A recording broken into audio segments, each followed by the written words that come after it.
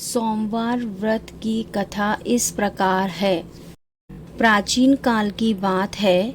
एक गांव में एक साहूकार रहता था। उसके घर में धन की कोई कमी नहीं थी, लेकिन उसकी कोई संतान नहीं थी। इस कारण वह बहुत दुखी था। पुत्र प्राप्ति के लिए वह प्रत्येक सोमवार व्रत रखता था और पूरी श्रद्धा के साथ शिव मंदिर जाकर भगवान शिव और पार्वती जी की पूजा करता था। उसकी भक्ति देखकर एक दिन माँ पार्वती जी प्रसन्न हो गईं और भगवान शिव से उस साहूकार की मनोकामना पूर्ण करने का आग्रह किया।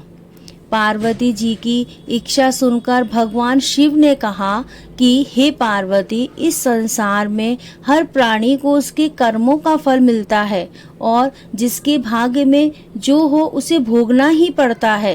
लेकिन पार्वती जी ने साहूकार की भक्ति का मान रखने के लिए उसकी मनोकामना पूर्ण करने की इच्छा जताई।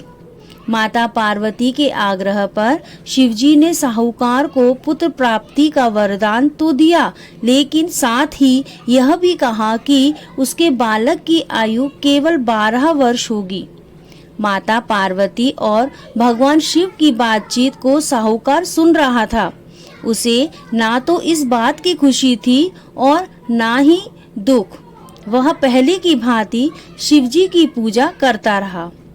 कुछ समय के बाद साहूकार के घर एक पुत्र का जन्म हुआ।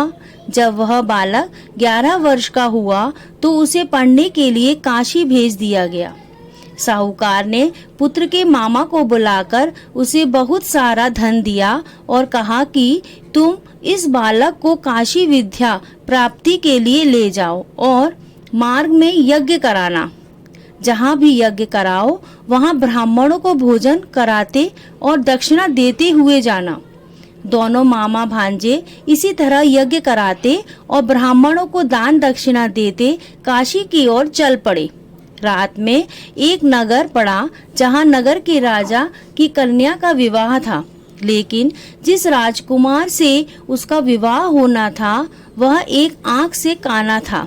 राजकुमार के पिता ने अपने पुत्र के काना होने की बात को छुपाने के लिए एक चाल सोची। साहूकार के पुत्र को देखकर उसके मन में एक विचार आया। उसने सोचा, क्यों ना इस लड़के को दूल्हा बनाकर राजकुमारी से विवाह करा दूं। विवाह के बाद उसको इतना धन देकर विदा कर दूंगा और राजकुमारी को अपने नगर ले जाऊंगा। लड़के को दूल्हे के वस्त्र पहनाकर राजकुमारी से विवाह कर दिया गया, लेकिन साहूकार का पुत्र ईमानदार था। उसे यह बात न्याय संगत नहीं लगी।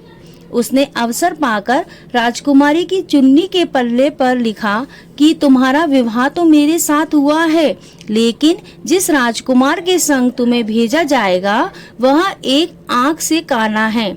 मैं तो काशी पढ़ने जा रहा हूँ। जब राजकुमारी ने चुन्नी पर लिखी बातें पढ़ी तो उसने अपने माता पिता को यह बात बताई। राजा ने अपनी पुत्री को विदा नहीं किया, जिससे बारात वापस चली गई।